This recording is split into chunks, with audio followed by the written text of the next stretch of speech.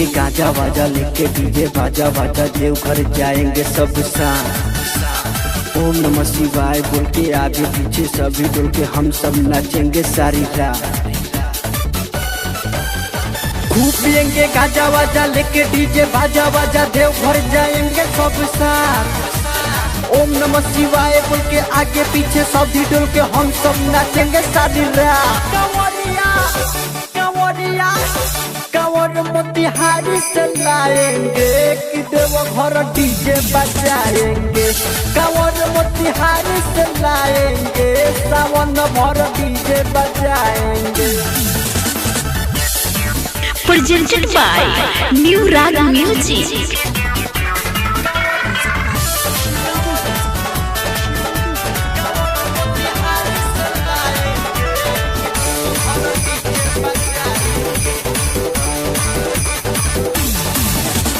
बाबा के स्टाइल में चिल्लम जलाएंगे, गाना बजा के सब कमर हिलाएंगे।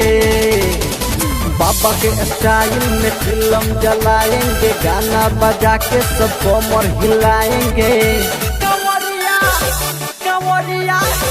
कांवर मोतिहारी से लाएंगे कि देवघर डीजे बजाएंगे।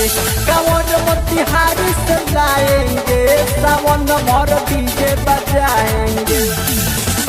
Presented by New Rag Music.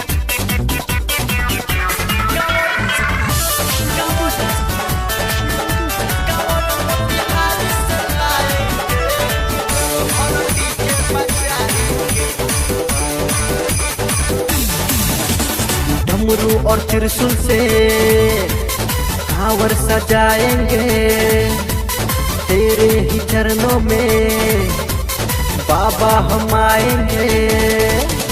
डमरू और त्रिशूल से कांवर सजाएंगे, तेरे ही चरणों में बाबा हम आएंगे। कांवर मोतिहारी से लाएंगे कि देवघर डीजे बजाएंगे। कांवर मोतिहारी से लाएंगे सावन भर डीजे बजाएंगे। Presented by New Rag Music.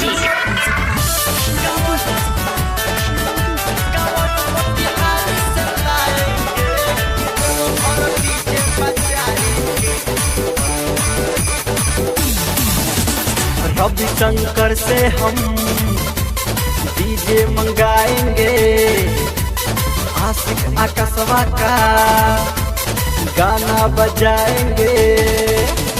Ravi Shankar से हम डीजे मंगाएंगे, आशिक आकाशवा का गाना बजाएंगे।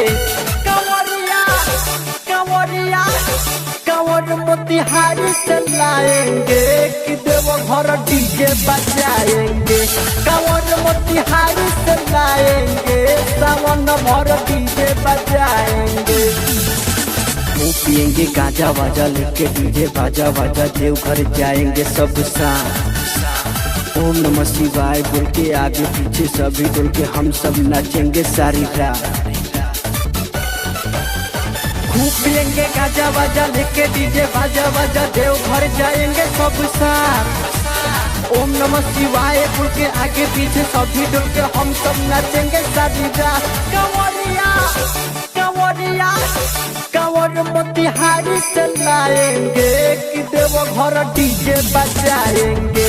कांवर मोतिहारी से लाएंगे सावन भर डीजे बजाएंगे।